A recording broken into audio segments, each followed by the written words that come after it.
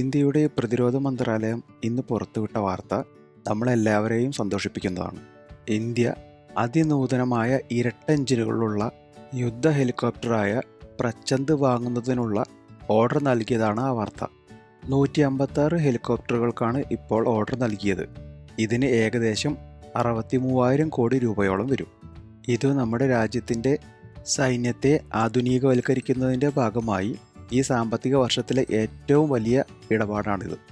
അടുത്ത സാമ്പത്തിക വർഷം ഇന്ത്യ വാങ്ങാൻ പോകുന്ന ഏകദേശം 1,00,000 കോടി രൂപയുടെ 26 റഫേൽ മറൈൻ യുദ്ധവിമാനങ്ങളുടെയും 3 സ്കോർപിൻ അന്തർവാഹിനികളുടെയും പുറമെയാണിത്. ഇന്ത്യൻ യുദ്ധവിമാന നിർമ്മാതാക്കളായ ഹിന്ദുസ്ഥാൻ എയറോനോട്ടിക്സ് ലിമിറ്റഡും ഫ്രാൻസിലെ പ്രതിരോധോപകരണങ്ങളുടെയും യുദ്ധവിമാനങ്ങളുടെയും നിർമ്മാതാക്കളായ സാഫ്രാൻ ഗ്രൂപ്പുമായി ചേർന്നാണ് പ്രചന്ദ് എന്ന ഈ അത്യാധുനിക ഹെലികോപ്റ്റർ നിർമ്മിക്കുന്നത്.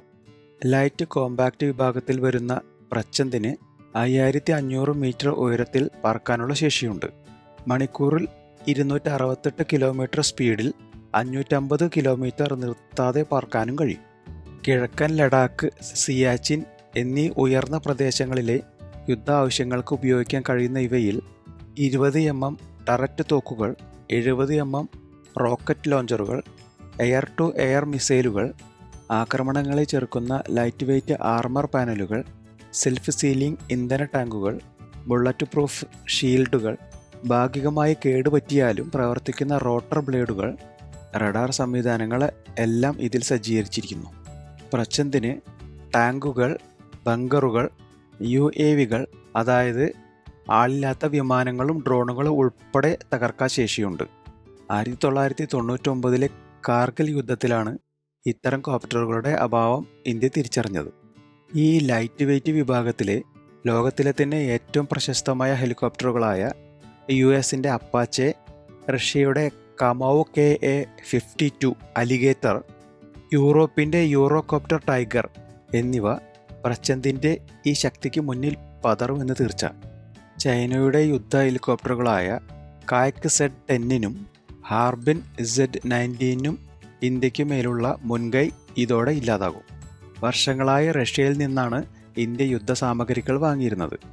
എന്നാൽ നാൾക്കുനാൾ വർദ്ധിച്ചു വരുന്ന ചൈനയുടെയും പാകിസ്ഥാൻ്റെയും ഭീഷണികൾ നേരിടുന്നതിനായി ഇന്ത്യ ചെലവ് കുറഞ്ഞതും എന്നാൽ സാങ്കേതികതയിൽ ഏറ്റവും മുന്നിൽ നിൽക്കുന്നതുമായ യുദ്ധസാമഗ്രികൾ ഇന്ത്യയിൽ തദ്ദേശീയമായി നിർമ്മിക്കുന്നതിനുള്ള നയത്തിൻ്റെ ഭാഗമായാണ് ആഭ്യന്തര ഉൽപ്പാദനത്തിന് പ്രാധാന്യം നൽകി തുടങ്ങിയത്.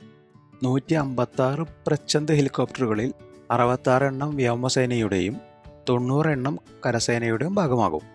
ഇവയുടെ നിർമ്മാണം അതിവേഗം പൂർത്തീകരിക്കുകയും 3 വർഷം കൊണ്ട് സേനകളുടെ കൈവശം എത്തിച്ചേരുന്ന തരത്തിലാണ് ഗവൺമെൻറ് കരാർ ഒപ്പുവെച്ചത്.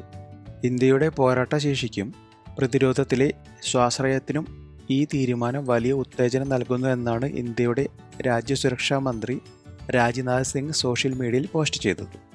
ഇന്ത്യൻ വ്യോമസേന ആദ്യമായി ഹെലികോപ്റ്ററുകൾ തങ്ങളുടെ പടക്കപ്പലുകളിൽ ഉൾപ്പെടുത്താൻ തുടങ്ങിയിട്ട് വെറും 3 വർഷങ്ങൾ മാത്രമേ ആയിട്ടുള്ളൂ. ഇവ കൂടി എത്തുന്നതോടെ വ്യോമസേനയ്ക്കിനി തിരിഞ്ഞു നോക്കേണ്ടി വരില്ല. ഇപ്പോൾ തന്നെ പ്രചന്ദ് ഹെലികോപ്റ്ററുകൾക്ക് ആഫ്രിക്ക, തെക്ക് കിഴക്കൻ ഏഷ്യ, ലാറ്റിൻ അമേരിക്ക എന്നിവിടങ്ങളിൽ നിന്നുള്ള രാജ്യങ്ങൾ ഓർഡർ നൽകുന്നതിനുള്ള കരാറുകളുമായി മുന്നോട്ട് പോകുന്നു.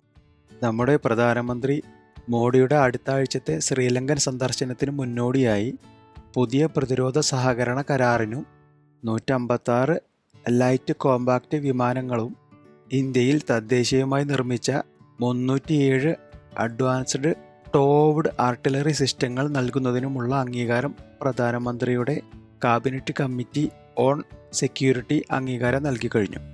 ഇത് ഏകദേശം 7,000 കോടി രൂപയുടെ കരാറാണ്. ഇപ്പോൾ തന്നെ ആയുധ കയറ്റുമതിയിൽ മുന്നേറിക്കൊണ്ടിരിക്കുന്ന ഇന്ത്യക്ക് പ്രചന്ദിൻ്റെ വരവോടുകൂടി വലിയ നേട്ടമായിരിക്കും ഉണ്ടാകാൻ പോകുന്നത്. എന്നാൽ പ്രചന്ദ് വാങ്ങാനുള്ള ഈ കരാറോടുകൂടി 2024-25 സാമ്പത്തിക വർഷം നമ്മുടെ പ്രതിരോധ മന്ത്രാലയം ഒപ്പുവെച്ച കരാറുകളുടെ എണ്ണം 193 ആയി. ഇവയുടെ മൊത്തം മൂല്യം 2,00,000 കോടി രൂപയ്ക്ക് മുകളിലും എത്തി. ഇത് ഇന്ത്യൻ ചരിത്രത്തിലെ തന്നെ ഏറ്റവും വലിയ സംഖ്യയാണ്. ഇതെല്ലാം സൈന്യത്തിൻ്റെ ഭാഗമാകുന്നതോടുകൂടി ഏഷ്യൻ യുദ്ധമേഖലയിലെ ചൈനയുടെ മേധാവിത്വം ഇതോടെ ഇല്ലാതാകും.